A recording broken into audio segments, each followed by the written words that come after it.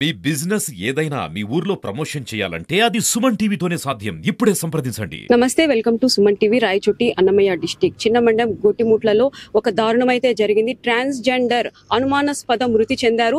అసలు ఎలా చనిపోయింది, సూసైడ్ చేసుకున్నారా లేకుంటే ఎవరైనా చంపేశారా అని తెలియాల్సి ఉంది. బంధువులు, ఫ్రెండ్స్ చాలా మంది ఉన్నారు. పూర్తి వివరాల కోసం వాళ్ళని అడిగి తెలుసుకుందాం. ఒక ట్రాన్స్జెండర్ ని చంపడం అనేది ఇక్కడ ఒక హాట్ టాపిక్ అయిపోయింది. దీని గురించి వాళ్ళ బంధువులంతా కూడా మాకు న్యాయం కావాలి అని కూడా అడుగుతున్నారు. పూర్తి వివరాల కోసం ఇప్పుడు వాళ్ళని అడిగి తెలుసుకుందాం. గణేష్ అలియాష్ అశ్విని ట్రాన్స్జెండర్ అనే ఒక అమ్మాయిని ఇలా ఎవరు చంపారా, తనే చనిపోయిందా తెలీదు, కానీ అనుమాన స్థితిలో ఆమె దొరకడం అయితే జరిగింది. ఇక్కడ వాళ్ళ బంధువులు ఉన్నారు, వాళ్ళ ఫ్రెండ్స్ అందరూ కూడా ఉండాలి. అసలు ఏం జరిగింది, వివరాలన్నీ పూర్తి వివరాల కోసం ఇక్కడ ఉన్న వాళ్ళందరినీ కూడా మనం అడిగి తెలుసుకుందాం. నమస్తే మా. మీ పేరు? నీలావతి గారు. గణేష్ అలియాష్ అశ్విని మీకేమవుతారు? చిన్నాయన అవుతారు. ఇప్పుడు మీకు ఈ న్యూస్ ఎలా తెలిసింది? మాకు ఫిబ్రవరి నెలలో నన్ను మా అత్తగారి ఇంటికి పంపించినాడు మేడం. మళ్ళీ ఆ తర్వాత మా బాబాయ్ నేను వస్తా చిన్న భద్రంగా ఉండమా అన్న. మళ్ళీ నేను ప్రెగ్నెంట్ అని మా బాబాయ్కి ఫోన్ చేసి చెప్పిన. మా బాబాయ్ చాలా హ్యాపీగా ఉన్నాడు. మళ్ళీ ఆ తర్వాత మా బాబాయ్ ఇట్లా వేరే పిల్లోడు, అది మా ఊరి పిల్లోడు గురించి చెప్పినాడు. ఇట్లా అన్నాడు చిన్న నన్నే, నాకు వాడు ఇస్పిట్ లేకుండాను అని అన్నాడు. ఎవరు? అతని పేరు గురు. ఇప్పుడు మీ బాబాయ్ అంటున్నావు అశ్విని అనే అతను వేరే వాళ్ళని ఇష్టపడినాడు. ఓకే, అతను ఇష్టపడినాడు, మ్యారేజ్ చేసుకున్నాడు. మళ్ళీ అతను వదిలేసి మా బాబాయ్ని మోసం చేసి వేరే ఊర్లో పెళ్లి చేసుకున్నాడు. ఓకే, ఆ తర్వాత మళ్ళీ మా బాబాయ్ ఏడుస్తా ఒక రోజు ఫోన్ చేసినాడు. మళ్ళీ సరే పెట్టించుకొని ఫోటోలు పెట్టింటే ఏం జరిగింది బాబాయ్, ఏం చేసినావు అని అంటే, ఏం లేదు చిన్న, ఏం కాదులే, నాకేం భయపోదుడే, నీకు నేను ఉంటే చాలు, మన ఇద్దరు మనకెవరు అవసరం లేదులే, నాకు ఉంటే చాలు అని ఏడుస్తా ఫోన్ చేసినాడు. ఇద్దరం ఏడ్చుకున్నాము. ఆ తర్వాత మళ్ళీ ఆ రోజు పొద్దున్న మా బాబాయ్ చేసి మాట్లాడినాడు. మళ్ళీ మధ్యాహ్నం మా పిన్ని కాల్ చేసి ఏం మా బాబాయ్ వచ్చినాడంటే, రాలేదు పిన్ని అని చెప్పిన. ఆ రోజు స్విచ్ ఆఫ్ అయిపోయింది. ఆ రోజు స్విచ్ ఆఫ్. ఎన్ని రోజుల కిందట మీరు మాట్లాడిండేది? నేను మాట్లాడి 2 నెలలు అవుతుంది. 2 నెలలు? 2 నెలలు అవుతుంది. ఆ రోజు నుంచి అమ్మాయి ఆచూకీనే మీకు తెలియలేదు? అప్పటి నుంచి మదనపల్లి కేరళ అక్కడంతా కనుక్కుంటా ఉన్నాము. మళ్ళీ ఆ తర్వాత ఈడ వాయిలపాళ్ళు ఉన్నారు, సగినాలు ఇవన్నీ కనుక్కున్నాము. అంతా ఖర్చు పెట్టాము, ఆడ దొరకలేదు మేడం. మళ్ళీ ఇప్పుడు ఇన్ని నెలల తర్వాత ఇప్పుడు దొరికింది. ఫస్ట్ నాతో మాట్లాడినాడు, ఎడస ఫోన్ చేసినాడు, మాట్లాడినాడు. అదే లాస్ట్. మా బాబాయ్ ఎక్కువ పరిచయం నాతోనే, ఏది దాచిపెట్టుకోడు, ఇట్లా జరిగింది చిన్న అని అన్నారు. అది వాడు పెళ్లి చేసుకున్నాడని అప్పుడు ఇంట్లో నుంచి వెళ్ళిపోయినాడు. ఇప్పుడు దొరకడం శవమయ్యి దొరికాడు. 2 నెలలు అవుతుంది. ఓకే, ఇంతకు ముందు ఎక్కడ ఉండేటోళ్ళు? మేము హర్జనవాడ, నడింకి నీళ్ళు హర్జనవాడ అనే అమ్మాయి అక్కడే ఉండింది. మా బాబాయ్ ఎక్కువగా ఇక్కడ కూడా ఉండేది, అక్కడంతా పోయేది మా కోసమే, మా దగ్గరే ఉండేది. కూలి పని పోయి మమ్మల్ని సాక్కుంటా అన్నాడు అంతే. మళ్ళీ ఈనాడం ఇక్కడ రాయచూట్లో పిన్ని ప్రెగ్నెంట్ హాస్పిటల్ దగ్గర ఉంటుందని రాయచూట్లో చేరినారు. ఓకే, అప్పుడు వెళ్ళిపోయినాడు అంతే. ఓకే, ఇంకా ఈ ట్రాన్స్జెండర్ గా ఎన్ని సంవత్సరాల కిందట మారినారు? అది ఏం జరిగిందంటే మేడం, బాబాయ్ విజయవాడలో ఉన్నాడు, అప్పుడు మామూలుగానే ఉన్నాడు. ఆ తర్వాత మా అమ్మ కొట్లాడుకొని మా నాన్న ఊరు పోసుకొని చనిపోయినాడు. చనిపోయిన తర్వాత మా బాబాయ్ ఇంటికి వచ్చినాడు. అప్పుడు నేను చిన్న పాపని, మా తమ్ముడు, మా చెల్లెలు, మా అక్క నలుగురం ఉన్నాము. మళ్ళీ ఆ తర్వాత మమ్మల్ని చూసుకునేకి ఎవరు లేరు. నేను పెళ్లి చేసుకుని నాకు వచ్చే పిల్లం బాగా చూసుకుంటుందో చూసుకోదో అని మా కోసం మారినాడు మేడం. మధ్యలో 5 సంవత్సరాలు అవుతాను అంతే. మళ్ళీ అప్పుడు మగం లాగే ఉన్నాడు. మా బాబాయ్కి ఎంగేజ్మెంట్ కూడా చేసినాము. ఎంగేజ్మెంట్ అయ్యింది. మళ్ళీ ఆ తర్వాత మా అమ్మల్ని చూసుకునే ఎవరు లేరు. మా బాబాయ్ పెళ్లి చేసి మేము దిక్కులో వాళ్ళం అయిపోతాము. మా అమ్మ లేదు, మా అమ్మమ్మ వాళ్ళు ఇరికాడు ఉండిందని మా కోసం అట్లా మారినాడు. మళ్ళీ అప్పటి నుంచి మా బాబాయ్ అట్లా మారిన కానీ మమ్మల్నే చూసుకుంటా అన్నాడు. నన్ను, మా చెల్లెల్ని, మా అక్కని. మళ్ళీ నాకు మ్యారేజ్ చేసినాడు, నన్ను 9th వరకు చదివించినాడు. మళ్ళీ మ్యారేజ్ చేసినాడు. మళ్ళీ అంతలేక అవ్వ చనిపోయింది. అప్పటి నుంచి మళ్ళీ నా దగ్గరికి వారానికి 1-2 సార్లు వస్తా అన్నాడు. రోజుకి 1 సారన్నా నాతో మాట్లాడుతా అన్నాడు. మా బాబాయ్ నాతో మాట్లాడుకుని ఉండేలా, నేను ఏడుస్తానని మా బాబాయ్ రోజు. వయసు మీ బాబాయ్కి? 24. ఈ జనవరికి 24లో పడి. పెళ్లి అయినా కూడా సంవత్సరం వచ్చి మా బాబాయ్ దగ్గర కేక్ కట్ చేపించి ఫోటోలు ఎత్తుకొని కడిగించుకుంటాను. మళ్ళీ పాపకు 11 నెలలు తిరుమలకి పోయి వచ్చినాం, ఇంటికి తీపించుకొచ్చినాం. ఆ రోజు అందరికి చెప్పే వస్తా చిన్న ఇంటికి వచ్చినాడు. ఇంటికి వచ్చి ఆ రోజు కేరళకి వెళ్ళిపోయినా, కేరళ పోతాను చిన్న అన్నాడు. అదే లాస్ట్ నా దగ్గరికి రావడం. నా దగ్గరకు వచ్చి కూడా 7 నెలలు అవుతాను. వారానికి 1 సారి ఖచ్చితంగా నా దగ్గరకు వస్తా అన్నాడు. ఫోన్ లో అయితే 2 నెలల కిందటైతే మాట్లాడినాడు. మాట్లాడినాడు. ఏం కాదులే బాబాయ్, ఇద్దరం ఏడ్చుకున్నాం, మాట్లాడుకున్నాం. వస్తా చిన్న నీ దగ్గర రావాలని చూడాలని అని అన్నాడు. అంతే లాస్ట్. మా అత్తగారి ఇంటికి వచ్చి 7 నెలలు అవుతుంది. నాతో మాట్లాడి 2 నెలలు అవుతుంది. మా బాబాయ్ మ్యారేజ్ చేసుకున్నామని వాడు ఇస్పిటేసి వేరే ఆమెను పెళ్లి చేసుకున్నాడు. అదొక్కటే బాధ. వాడు అంత నమ్మకంగా ఉన్నాడు. అన్ని మా బాబాయ్ మొత్తం కట్టుకున్న గుడ్డల దగ్గర నుంచి తెచ్చేసి వచ్చినాడు మేడం. సంవత్సరాల నుంచి అతను ఆడే ఉన్నాడు. మా ఇంట్లో కూడా మా బాబాయ్కి ఎదురు చెప్పేదిలా. మా బాబాయ్ ఏం చేసినా కరెక్ట్ చేస్తాడని మా బాబాయ్కి ఎదురు చెప్పు. అట్లా మా బాబాయ్ అందుకని వాడు వదిలేసినాడు అని చెప్పి వాళ్ళ ఊరోళ్ళందరూ వచ్చి మా బాబాయ్ గురించి చెడుగా మాట్లాడి పంచాయతీ చేసి చెడుగా మాట్లాడి వెళ్ళిపోయినారు. ఎవరిపైన మీకు అనుమానాలు కానీ మాకు వాళ్ళ మీద అనుమానం మేడం.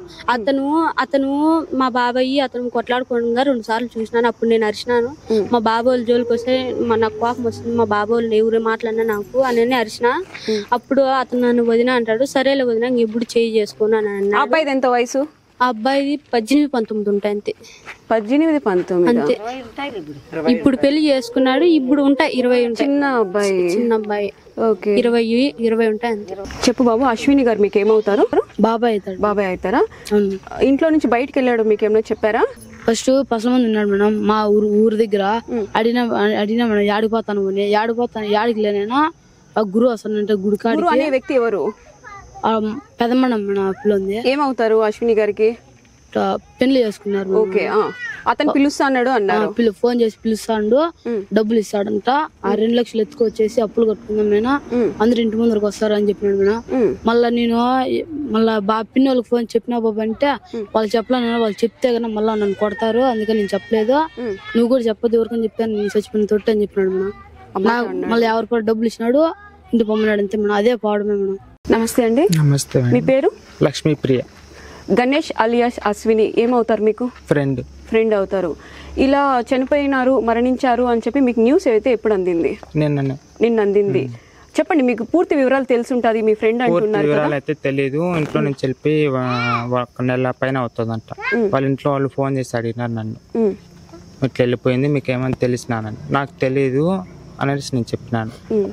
మేము ఏదైనా చిన్నప్పటి నుంచి ఫ్రెండ్స్, కానీ ఇంట్లోనే ఉండింది, పనికి పోతా ఉండింది. తను ఇప్పుడు వాళ్ళ హస్బెండ్ ఉన్నారు, వాళ్ళిద్దరు ఉన్నారు, బాగున్నారు. ఏదో పెళ్ళి అవుతుందని చెప్పేసి గొడవ అయ్యి తనకు పెళ్ళి అవుతుంది, నేను బాగా తట్టుకోలేకుండా ఉన్నాను అని నాకు చెప్పింది.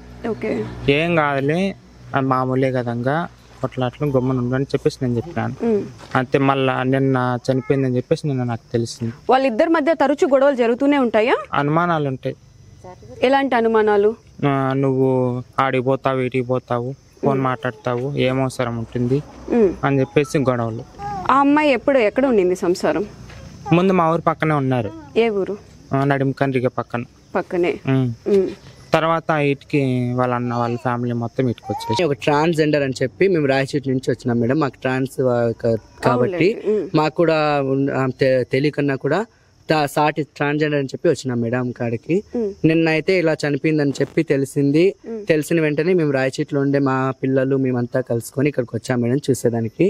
ఆ పాపకు మాకైతే గన మా కమిటీ నెంబర్స్ లో ఏం టచ్ లేదు. ఆ పాప కేరళ సైడ్ టచ్, మాకైతే టచ్ లేదు మేడం. కానీ సాటి ట్రాన్స్ చనిపోయిందని చెప్పి మేము వచ్చినాం మేడం ఇక్కడికి.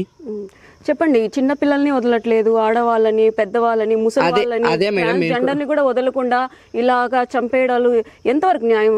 ఇది న్యాయం కాదు మేడం. మా వల్ల వాళ్ళు అన్ని వసతులు పొందుతాండ్రు. ఒక మంచిగా ఒక ఇల్లు గర్భారానికి కానీ, ఒక ఓపెనింగ్ కానీ, ఒక దీవెనకి కానీ మమ్మల్ని ఈస్పెంట్తో కలిసి చూస్తారు, అన్ని చూస్తారు. కానీ మా మీద కూడా ఇప్పుడు ఇన్వాల్వ్మెంట్ ఆడవాళ్ళ మీద, చిన్న పిల్లల మీద, ముసలి మీద పడినారంటే అదొకటి. ఈ మధ్య కాలంలో ట్రాన్స్ దగ్గర డబ్బులు ఉంటుంది, వాళ్ళు వసూలు చేసుకొచ్చుకుంటారు, వాళ్ళని పట్టుకుంటే బాగా చూసుకుంటారని చెప్పి మాకు అమ్మా నాన్న ప్రేమ లేదు, మాకు పెళ్లిళ్ళంట, మాకు వెనుక ముందు ఎవరు లేరు, మా బతుకేందో మేము బతుకుంటాం. అట్లాంటి అప్పుడు ఒక మగవాడు మమ్మల్ని చూసి అది ఆకర్షణ అయిపోయి మమ్మల్ని దగ్గర తీసుకొని మీరు బాగుండారు, అందంగా ఉండారు, అట్లుండారు, నేను పెళ్లి చేసుకుంటా, అది చేసుకుంటా, నేను అట్లా చూసుకుంటా, ఎట్లా చూసుకుంటా అని చెప్పి మాకు మాయమాటలు చెప్పి, మాకు ఎవరు ప్రేమ లేదు కాబట్టి వాడు చూపించే ప్రేమకు మేము పడిపోతాం. మేము పడిపోయి వాడిని మేము దగ్గర చేసుకుంటాం. కానీ ఇప్పుడు ఆ పాపను చనిపోయిందంటే వాడే పాప పెళ్లి చేసుకుందంట అతన్ని. వాడి రాలేదంటే మాకు చాలా ఇదిగా ఉంది మేడం. ఇదైతే ఆ పాప ఉరి వేసుకొని చనిపోవాలంటే వాళ్ళ పల్లెటూరు అది. ఆ పాప పల్లెటూర్లలో పని చేసింది, ఒకవేళ ఏమన్నా తాగైనా చనిపోవచ్చు.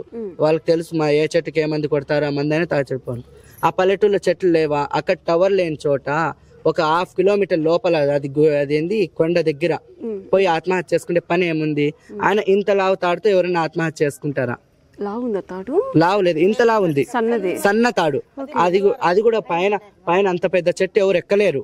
ఆ చెట్టుకు ఊరి వేసినారంటే అది కూర్చొని ఉంది, ఇట్లా మామూలుగా ఇట్లా కూర్చొని, మా దగ్గర వీడియో కూడా ఉంది, ఫోటోలు కూడా కూర్చుండాయి. ఇట్లా కిందికి ఉన్నారు వాళ్ళు, కిందికి కూర్చోంది ఆ పాప. ఎట్లా ఊరి పోసుకుందంటే చెప్తారు చెప్పండి.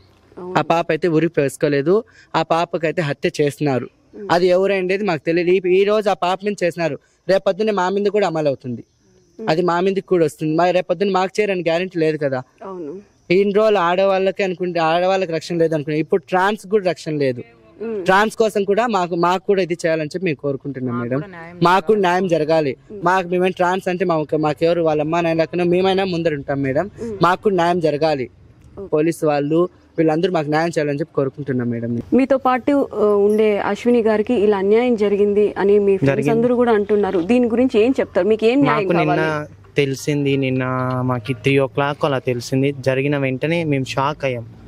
తను ఇంత పిరికిదైతే కాదు, తను ఆత్మహత్య చేసుకుందంటే మేము ఎవరో నమ్మలేదు. వెంటనే మేము వెళ్ళి చూసాము, జరిగిన ఘటనా స్థలానికి వెళ్ళి మేమంతా చూసాము. చూస్తూనే మాకు అప్పటికే అర్థం అయిపోయింది తనంతకు తను చేసుకున్న సూసైడ్ ఎలా ఉంటుంది, వేరే వాళ్ళు చంపితే ఎలా ఉంటుందని మేము అక్కడ ఉన్న సార్ వాళ్ళని కూడా అడిగాము. సార్ వాళ్ళు కూడా తర్వాత చెప్తామన్నారు. అక్కడ చూసి మేము చాలా అంటే చాలా బాధాకరమైంది. మా దగ్గర ఫస్ట్ మైనస్ వీక్ పాయింట్ ఒక్కటి వాళ్ళు పట్టుకుంటున్నారు, ప్రేమ అని ఒక్క చిన్న పదం వాడి మా సర్వస్వం కోల్పోతున్నాము. ఈ పొద్దు మేము చనిపోవడానికి కారణం కూడా ప్రేమ. ఫస్ట్ ఆఫ్ ఆల్ ప్రేమ, నిన్ను ప్రేమిస్తున్నామని నమ్మించి మా దగ్గర ఉన్నంత వరకు బాగా దోచుకొని తినేసి ఇంకా తీరామారం లేదన్నప్పటికీ మా ఇంట్లో పేరెంట్స్ ఒప్పుకోవడం లేదు. మాకు మ్యారేజ్ కావాలా, మేము ఇంకొక మ్యారేజ్ చేసుకోవాలా, నువ్వు నాకు వద్దు, ఫస్ట్ నేను కావాల్సిందేమి, ఇప్పుడు నీకు నేను వద్దేమి, మాకు అది కావాలి. అవసరం తీరిపోయిన తర్వాత వద్దనడమేమి. మీరు మమ్మల్ని మధ్యలో చంపడానికి కానీ మమ్మల్ని మిడిల్ డ్రాప్ చేయడానికి అయితే మా జీవితాలలోకి మీరు రావద్దండి. మేము ఫస్ట్ మా గురువు, మా నాన్న గురువు మేము ఉన్నాం. మాకు తండ్రి అయిన మా నాన్న గురువు ఉన్నారు, మా గురువు వాళ్ళందరూ ఉన్నారు, వాళ్ళతో మేము బాగున్నాం. మధ్యలో మీరు వచ్చి మాకు ఇదంతా ప్రేమ అని చెప్పి మమ్మల్ని మధ్యలో ఇట్లా చంపేసి వెళ్ళడం మాకంత లేదు కదా. మాకు ఇంత ఘోరమైన చావులు మాకు వద్దు. మేము సార్ వాళ్ళని కానీ ఎవరిని అడుగుతున్నాడు, మాకు రక్షణ కావాలి, మాకు న్యాయం జరగాలి. మెయిన్ గా మాకు ప్లీజ్, మాకు ఒక్కటే మేము అడుగుతున్నాము, మాకు న్యాయం జరగాలి. ఎవరు చేశారో వాడిని పట్టకచ్చి మీరు శిక్షించాలా, మాకు ఒక్కటే మేము అడుగుతున్నాం సార్. మేము రిక్వెస్ట్ చేసి అయితే అదే అడుగుతున్నాం, మాకు న్యాయం అయితే జరగాలి.